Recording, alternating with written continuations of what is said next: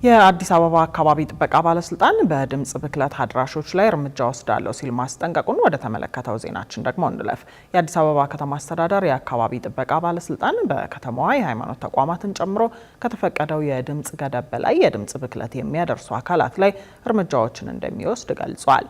ባለስልጣኑ ይህን የገለጸው የአዲስ አበባ ከተማን ከልዩ ልዩ የብክለት አይነቶች ለመከላከል ብክለት አድራሽ ናቸው ካላቸው ተቋማትና ግለሰቦች እንዲሁም በድርጊቱ ተበካይ የህብረተሰብ ክፍሎችን ያሳተፈ የፓናል ውይይት ባካሄደበት ወቅት ነው።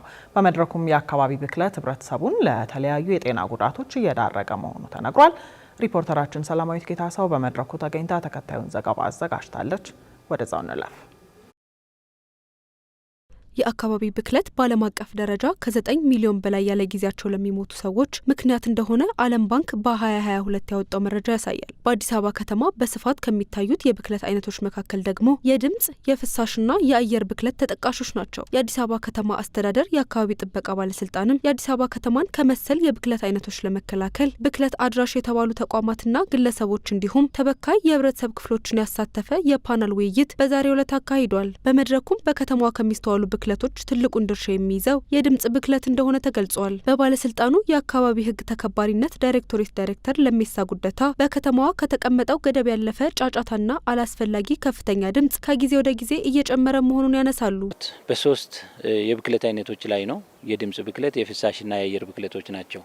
እነዚህ በጣም ብዙ በርከት ያሉ በዓለም ደረጃ የሚታወቁ የብክለት አይነቶች አሉ። ከዛ ውስጥ እነዚህ ሶስቱ በአዲስ አበባ ከተማ ላይ ሰፋ ብለው ይታያሉ በሚል ነው እነዚህ ርዕሶች የተመረጡ።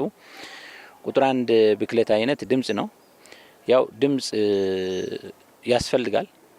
ድምጽ ግን ገደብ አለው ማለት ነው። ከገደብ ካለፈ ነው ብክለት የምንለው።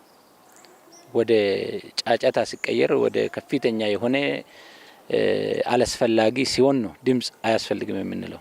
ይህ ብክለት ደግሞ ለነርቭ፣ ለመካንነት፣ ለጨጓራና ለደም ግፊት በሽታዎች የሚያጋልጥ ከመሆኑም በላይ ወደፊት በሚወለዱ ልጆች ላይ ችግር ያስከትላል የተባለው። ድምጽ ምንድነው ድምጽ የምትሉ የሚሉ ሰዎች ጉዳቱን በደንብ መረዳት አለባቸው ማለት ነው። ከፍተኛ የሆነ የጤና ጉዳት አለው። የነርቭ በሽታ ያመጣል፣ የጨጓራ በሽታ ያመጣል፣ የደም ግፊት ያመጣል።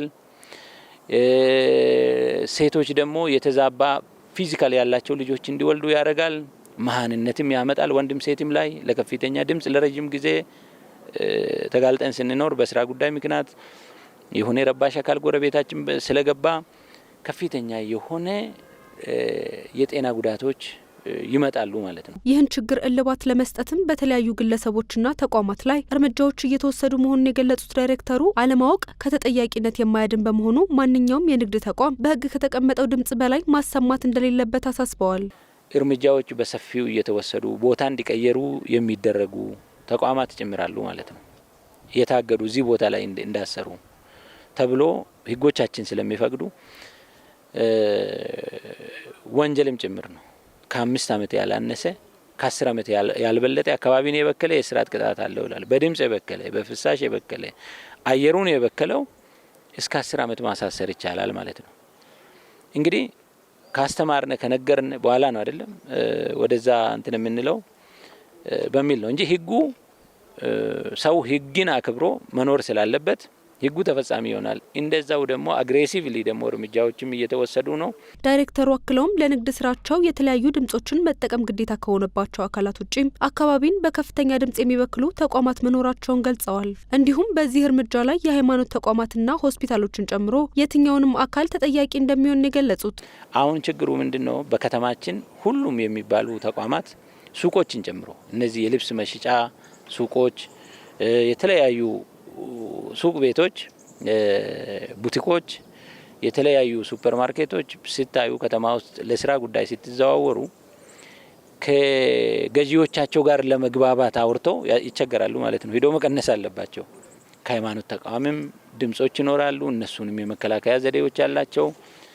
ነገር ግን ችግሩ ቀጥሎ ነው ያለ። በተወሰነ ደረጃ ይቀንሳል፣ ለሆነ ሰሞኑ ይቀንሳሉ፣ ከዛ በኋላ ይመለስበታል። እንደዛ አይነት በሽተኛ ነው የሆነ ማለት ነው። ሁሉም ተቋም ከድምጽ ጋር ተያይዞ ህጎቹን ብንተገብር ሃይማኖት ተቋም ከሆነ አትንካ፣ ሆስፒታል ከሆነ አትቅጣ፣ አትዝጋ፣ እንደዛ አታርግ የሚል የለም። የውይይቱ ተሳታፊዎች በበኩላቸው ዘላቂ ለውጥ ለማምጣት ዋናው መፍትሄ ቅጣት ሳይሆን በህብረተሰቡ ዘንድ የአስተሳሰብና የባህሪ ለውጥ የሚያመጡ የግንዛቤ ማስጨበጫ ስራዎችን መስራት እንደሆነ ተናግረዋል።